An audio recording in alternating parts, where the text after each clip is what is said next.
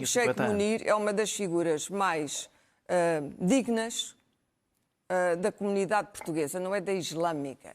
Se nós escapámos da vaga terrorista que varreu e matou por essa Europa fora e que fez com que a Mesquita de Lisboa não se tivesse tornado um antro de radicalização, foi graças ao Sheikh Munir, à sua bondade, à sua dignidade e ao facto de ele ser um homem, um pacificador e um homem inteligente e moderado. Portanto, é de uma especial vileza o que aconteceu. Mas, repito, estes grunhos, imbecis, que não conhecem história, pelos vistos o sistema público não ensinou história, não sabem que durante dezenas de anos nós achávamos que o piloto de Vasco da Gama, já que são tão patriotas, era um árabe, o Ibn Majid. Não era aparentemente o Ibn Majid, porque já estava muito velho para navegar com o Gama, mas foi seguramente era o maior mapeador, o maior cartógrafo e o grande navegador do Índico, e foi seguramente alguém que o Vasco da Gama consultou ou que aprendeu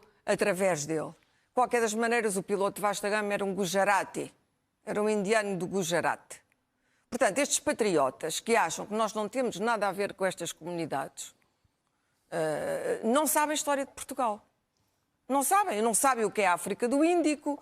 O Sheikh Munir vem de Moçambique. O André Ventura não sabe. O André Ventura aquela até disse frase dele... que os combatentes não sabem nada. Não havia muçulmanos combatentes. Não sabem, mas não é só isso. O Moçambique teve sempre uma comunidade islâmica, como é evidente, islâmica não no sentido radical e fundamentalista, mas uma comunidade muçulmana por causa do Mar da Arábia, na África do Norte, Somália, etc. E depois da África do Índico, que é muçulmana, evidentemente. E, portanto, Moçambique tem a religião muçulmana, entre o animismo, entre o nosso cristianismo, etc. Bom, não quero estar aqui a dar uma lição de história, mas eu acho que André Ventura tem que ler um bocado de história de Portugal antes de falar, porque o que ele disse, o que é que faz o Sheikh Munir? O Sheikh Munir participa há 25 anos nesta cerimónia, exatamente, nesta cerimónia, e está lá por uma razão histórica, pela mesma razão que o Gama foi para a Índia com um piloto do Gujarat. O piloto não era um cristão português, nem era louro de olhos azuis.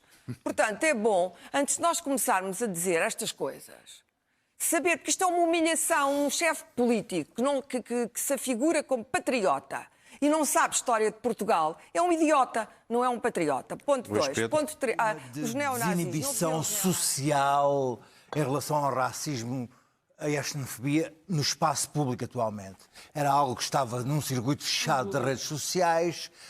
O surgimento do Chega veio criar uma legitimação que não só faz com que eles transborde para o espaço público, como há um Ventura no espaço público, é um Ventura nas redes sociais muito mais inflamatório, muito mais instigador, que faz com que legitime também no espaço público uma série de ações que se tornam naturalmente tendem para a violência, e tendem para a violência verbal, e tendem para a violência física. E é aqui que o Estado tem que agir de forma a pôr fim, a pôr cobro qualquer desse tipo de violências, porque há um equilíbrio um pouco difícil de gerir entre o que é a liberdade de expressão, que a democracia alberga mesmo quando é abjeta, e a violência verbal e a violência física que o Estado democrático não pode permitir.